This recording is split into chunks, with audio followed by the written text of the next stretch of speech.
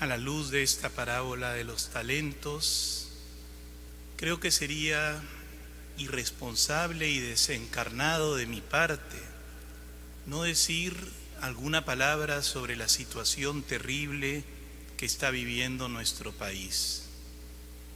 Mi familia, mis hermanos me dicen, no te metas a hablar de política. Y efectivamente no es algo que me agrade. Y si lo hago es con temor y temblor, pidiéndole al Espíritu que me dé prudencia. No solamente porque seguramente entre ustedes, los que me escuchan, hay opiniones totalmente divididas y polarizadas sobre la situación política y la vacancia presidencial, sino porque las mismas circunstancias que estamos viviendo, la situación que estamos viviendo, es sumamente compleja y no es fácil de entender. Al principio de esta semana, yo pensaba que estas protestas no iban a durar mucho tiempo, que se trataba en realidad de un grupo pequeño de manifestantes convocado o incluso financiado por intereses políticos, ideológicos, o quizás por una actitud revanchista de algunos grupos políticos que sentían que estaban perdiendo protagonismo y que les estaba siendo arrebatado el poder que han venido estratégicamente copando en los últimos años, tanto en las esferas del gobierno como de la justicia e incluso de los medios de comunicación. Pero con el paso de los días voy tomando conciencia de que, aunque esto que he dicho no es falso, en el fondo se trata de un problema bastante más profundo.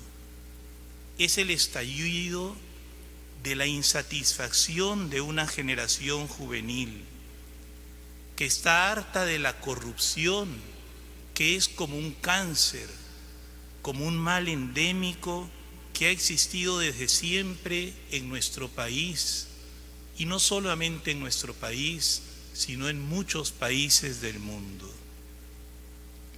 Un país en el que el presidente que decía que iba a combatir la corrupción terminó envuelto también en ella.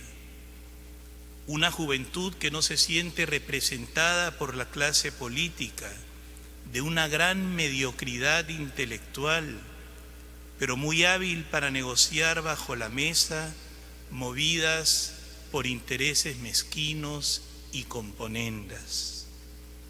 Una juventud lamentablemente muy manipulada por los medios de comunicación y las redes sociales, que van poco a poco formando la mente, modelando la opinión.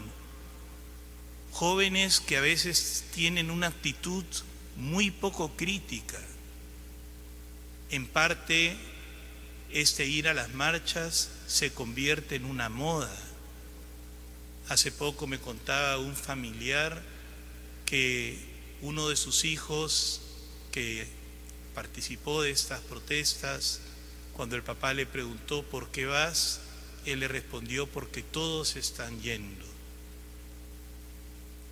Obviamente existe una relación entre lo que está pasando aquí en el Perú con lo que ha sucedido en Chile, en Colombia, en el mismo Estados Unidos. Y no se trata solamente de un contagio social, sino también de poderes ocultos que organizan y financian este tipo de manifestaciones, especialmente en sus expresiones más violentas, y que responden a intereses oscuros. No podemos ser ingenuos, queridos hermanos.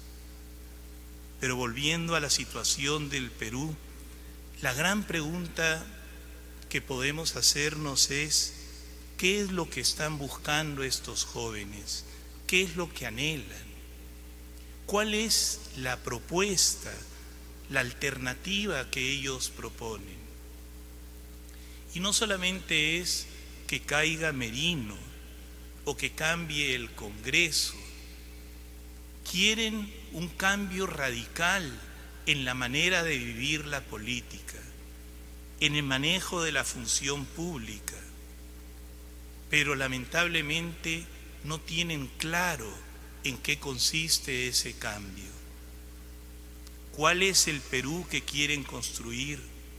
¿Cuáles son los valores morales y políticos sobre los cuales quieren fundar esta nación de cara a los próximos 100 años, ahora que vamos a celebrar el bicentenario?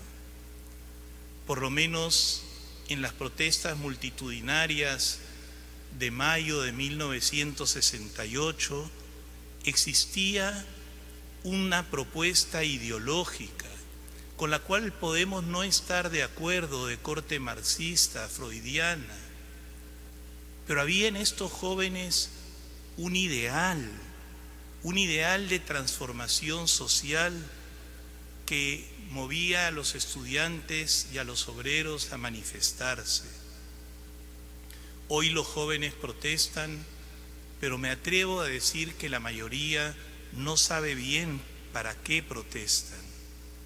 Y esto es un enorme peligro, porque estamos a un paso de caer en el precipicio de la anarquía, del caos, del cambio por el cambio, en medio de una terrible pandemia que va a rebrotar sin duda con estas manifestaciones callejeras y de una crisis económica sin precedentes. Y este panorama es caldo de cultivo para muchos peligros. En primer lugar, el peligro del totalitarismo, de un golpe de Estado que destruya la democracia, o para que se aprovechen también algunos partidos políticos, sobre todo de sesgo de izquierda, que pretenden destruir la economía de mercado que ha permitido que el Perú progrese en los últimos años, o para que surjan políticos oportunistas cuyo liderazgo no tiene ninguna consistencia que los respalde. Volviendo a la parábola de los talentos, yo creo que es una oportunidad para hacer un examen de conciencia y preguntarnos, ¿no será que hemos enterrado nuestros talentos? ¿Que hemos sido cómodos y burgueses, viviendo de manera frívola y perezosa, disfrutando de lo que otros trabajaron para nosotros? O quizás sí hemos usado esos talentos con ingenio y astucia, pero no para servir a los demás, sino para nuestro propio provecho egoísta, siendo codiciosos e indiferentes ante el sufrimiento de los demás, no teniendo conciencia de la necesidad de hacer una verdadera inversión social en nuestro país. O quizás cuántas personas capaces y correctas, con talento para ejercer un liderazgo político, han preferido no hacerlo, quizás para evitar riesgos o problemas.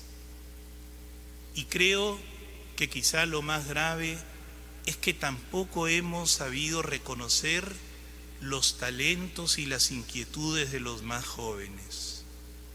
Tenemos que reconocer, y yo soy el primero que lo confieso, que hay como una desconexión entre nuestra generación y la generación juvenil, podríamos decir. A veces incluso una minusvaloración de la juventud, que piensa de manera muy distinta a nosotros y que tiene una manera de aproximarse a la realidad muy diferente y que no hemos sabido comprender. Es paradójico, pero es probable que muchos de sus hijos, que seguramente han estudiado en colegios católicos o incluso que pertenecen a algún movimiento católico, sean los que hayan salido a las calles también a protestar. Y si ustedes me preguntan, Padre, pero entonces, ¿cuál es la solución? ¿Qué podemos nosotros hacer? Honestamente, yo no lo sé. Creo que estamos asistiendo a un cambio cultural, al fin de la destrucción de la civilización occidental, a un cambio de paradigmas culturales y a la construcción de este supuesto y misterioso nuevo orden mundial. Ojalá me equivoque, pero temo que el Perú y el mundo, lejos de estar evolucionando, están involucionando. Y ojalá la cura no sea peor que la enfermedad. ¿Qué nos toca hacer a nosotros? En primer lugar, ser personas reflexivas, no personas impulsivas. Si queremos tener opinión, acudamos a fuentes confiables. Estudiemos más, estudiemos la historia, conozcamos la enseñanza social de la Iglesia. Tiene mucho que enseñarnos y que iluminarnos. Y sobre todo, no perdamos la esperanza. El Señor nunca nos abandona. Oremos mucho por el Perú, oremos también por todas las personas que han fallecido, además de los miles de compatriotas que han muerto por la pandemia. Ahora se suman otros compatriotas que han fallecido por la violencia. A todos ellos les expresamos nuestra oración y nuestra cercanía. Y cada uno de ustedes, de acuerdo a su conciencia, pregúntese: ¿tengo la valentía de arriesgarme, de poner esos talentos, muchos o pocos, que Dios me ha dado, al servicio de Dios, del reino de Dios y del bien común? En el nombre del Padre, y del Hijo, y del Espíritu Santo. Amén.